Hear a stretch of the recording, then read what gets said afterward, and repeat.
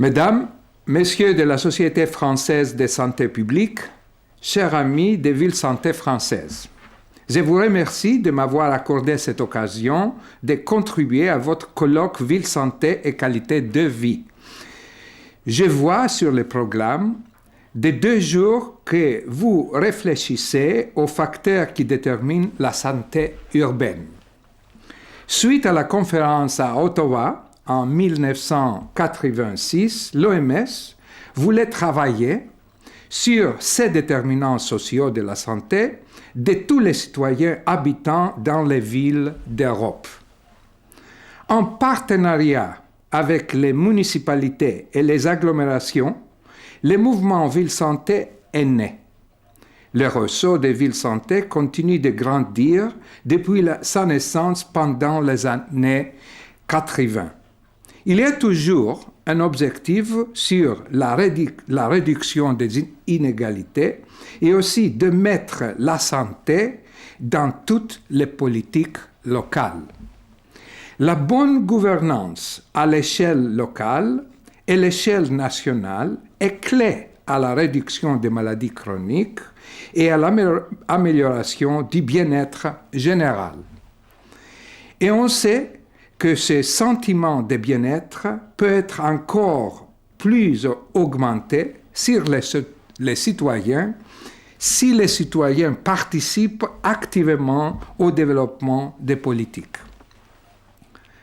Les villes santé sont bien placées pour mettre en place ces principes qui étaient soutenus par la commission de l'OMS sur les déterminants sociaux. Réduire le fossé dans une génération.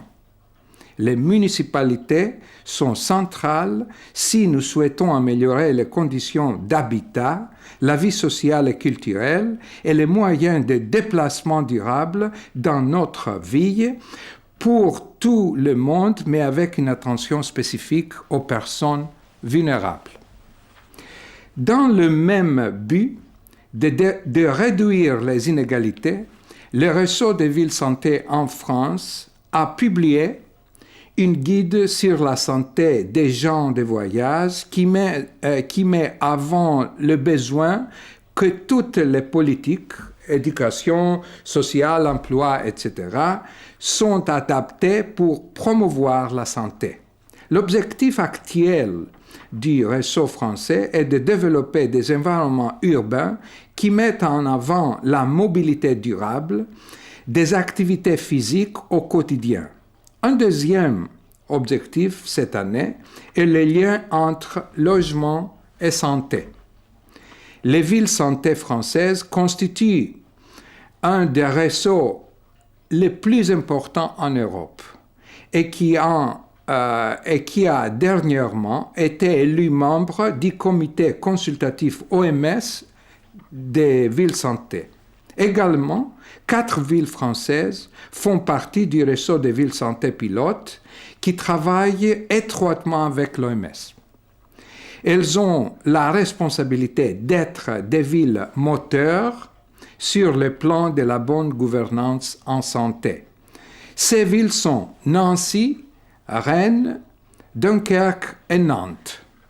Je profite de cette occasion de féliciter un peu tardivement le réseau en France pour son 20e anniversaire en 2010.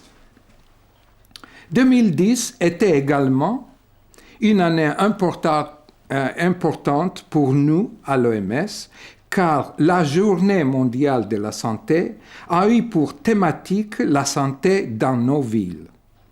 Le colloque sur la même thématique à Kobe, et au Japon, a conclu, et j'ai ici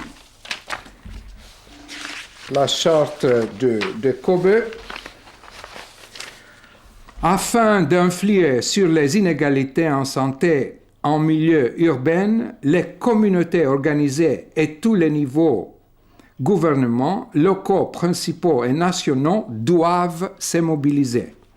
Les solutions dépassent bien souvent le secteur de la santé et nécessitent l'engagement de nombreux segments des pouvoirs politiques et publics de la société. Et les responsables locaux et les pouvoirs publics peuvent et doivent jouer un rôle crucial dans la promotion de l'équité en santé en milieu urbain. Et la directrice de l'OMS, Madame Margaret Chan, elle a dit à Kobe que les villes sont l'avenir de notre monde. C'est maintenant que nous devons agir si nous voulons être sûrs que demain, elles seront un lieu de vie sain pour chacun.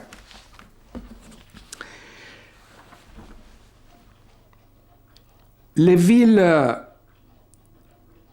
santé et les autres acteurs de santé publique vont être consultés sur le contenu de Santé 2020 durant cet été.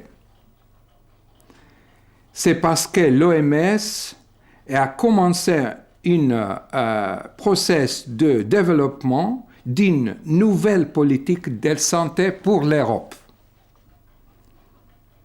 Je vous remercie pour votre attention. Au revoir et j'espère avoir le plaisir de revoir les représentants des villes santé à Liège en juin. C'est la conférence Ville Santé et le thème de cette conférence cette année à Liège, de 15 à 18 juin, sera sur les citoyens, la autonomisation et aussi, quel est l'autre?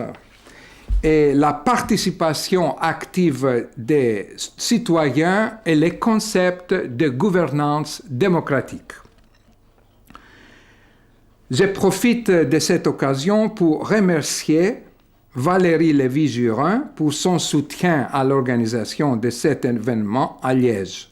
Donc, à bientôt et bon courage.